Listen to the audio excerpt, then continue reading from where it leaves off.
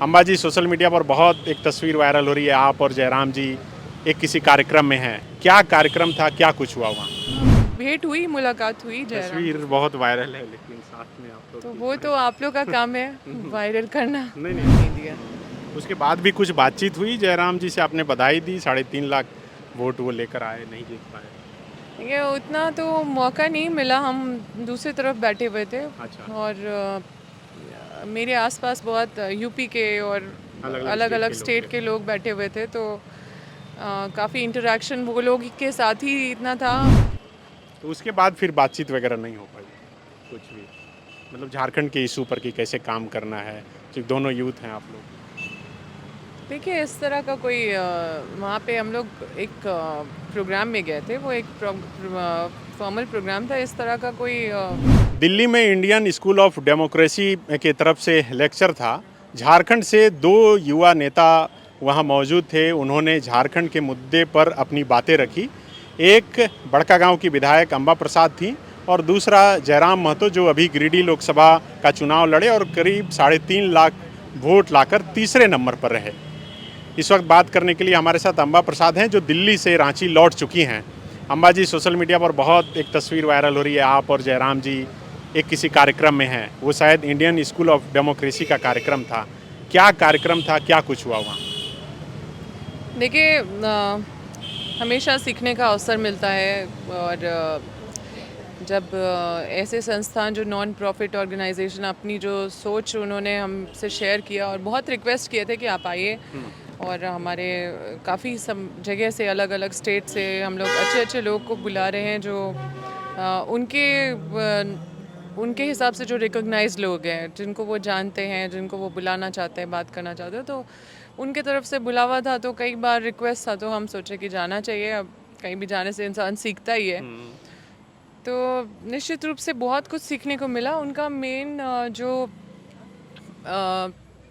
Focus था कि हम डेमोक्रेसी में जिस तरह से हम लोग ऑर्गेनाइजेशनल स्ट्रक्चर में कई लोगों को जगह देते हैं, पार्टीज़ जगह देती है, और उसके बाद फिर आप टिकट देते हैं, उनको मौका देते हैं एमपी एमएलए लड़ने का।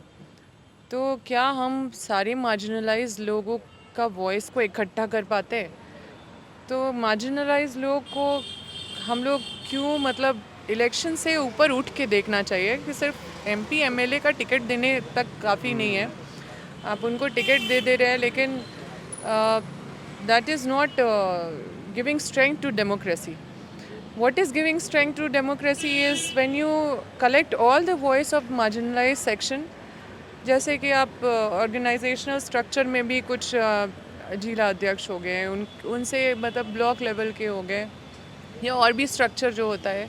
और जैसे ओबीसी कोष्ठ के बने हैं बहुत सारे पदाधिकारी, लेकिन कई जगह आप देखते होंगे कई पार्टी के वो संट रहते हैं, मतलब उतने एक्टिव नहीं रहते। वो रहते भी हैं, उनको बोलने का तो जगह बोल दिया जाता है कि हम कोई दलित को बनाए हैं, कोई इसको बनाए हैं, कोई इसको बनाए, लेकिन वो उनको बहुत ज़्यादा शक्ति नहीं दी जाती है।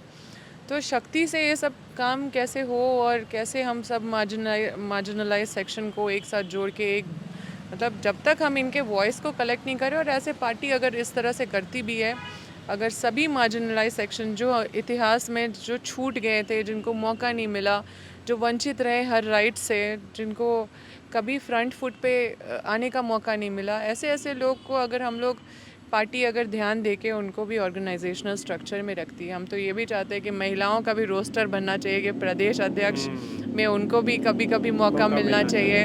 तो इस तरह का, मतलब कि हमारा, देखिए, डाइवर्सिटी हमारे देश का खूबसूरती है। और हमारे देश की सबसे जो हम जिन चीज़ों पे बात करते हैं, या जो हम लोग सुनते हैं कि अगर कोई पॉलिटिकल एजेंडा किसी चीज़ पे होता है, तो अधिकतर वो मार्जिनलाइज लोगों के बारे में ही बात करते हैं। लेकिन इन लोगों को कैसे ग्रूम किया जा रहा है, कैसे कहाँ जगह दिया जा रहा है, कितना एक्टिवेट किया जा रहा है, तो इन सब विषयों पे बात हो रहा था कि हमारा डेमोक्रेसी, हमारा यही, हमारे तरफ से यही स्टैंड था कि हमारा डेमोक्रेसी तभी मजबूत होगा, क्योंकि डेमोक्रेसी का मतलब हम लोग सिर्फ यही सोचते हैं, इलेक्शन, बूथ और कैंपेन।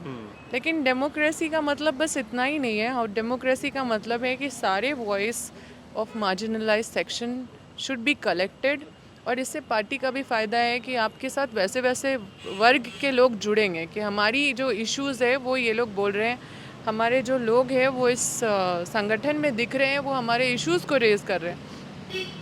तो बहुत सारा विस्तृत रूप से हुआ क्योंकि मेरे पहले साथ आप बोले या जयराम जी को बोलने का मौका मिला? सीनियर आप मुझे याद नहीं अच्छा, है, हम उतना ध्यान नहीं दिया। उसके बाद भी कुछ बातचीत हुई जयराम जी से? आपने बधाई दी, 3.5 लाख वोट वो लेकर आए, नहीं जीत पाए? ये उतना तो मौका नहीं मिला, हम दूसरी तरफ बैठे हुए थे। अच्छा। और मेरे आसपास बहुत यूपी के और अलग-अलग अलग अलग स्टेट स्टेट के लोग बैठे हुए थे, तो काफ़ी इंटरेक्शन वो लोग के साथ ही इतना था, भेंट हुई, मुलाकात हुई जयराम। तस्वीर बहुत वायरल है, लेकिन साथ में आप लोग तो की वो तो आप लोग का काम है वायरल करना। नहीं नहीं, हम लोग का क्या काम है? तो उसके बाद फिर बातचीत वगैरह नहीं हो पाई कुछ भी, मतलब झारखंड के इशू पर कि कैसे काम करना है, सिर्फ दोनों यूथ हैं आप लोग? देखिए, इस तरह का कोई वहाँ पे हम लोग एक प्रोग्राम में गए थे, वो एक फॉर्मल प्रोग्राम था, इस तरह का कोई डिस्कशन कोई नहीं था। वैसा सिचुएशन नहीं था कि हम लोग बात करके और इन सब चीज़ों पे बात करें। और अच्छा लगा कि झारखंड से हम सिर्फ हम नहीं थे और भी लोग थे, लेकिन बाकी स्टेट से सब एक एक लोग ही थे। बायोम मेडिकल प्रिपरेशन का एकमात्र संस्थान जहां है complete digital classrooms, individual doubt counters, video lectures, student tracking system, library facility, 100% result oriented rankers batch, study package and class notes in PDF। Jharkhand के इतिहास में पहली बार नीट यूजी में 700 मार्क्स पार। 10th पास स्टूडेंट्स के लिए फाउंडेशन कोर्स और 11th पास student के लिए फ्रेशर कोर्स। 12th पास स्टूडेंट्स के लिए टारगेट कोर्स 18 अप्रैल से शुरू हो रहे हैं। Contact biome.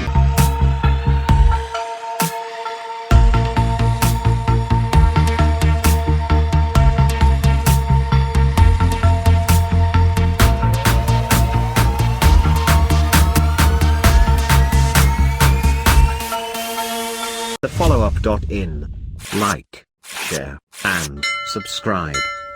www.thefollowup.in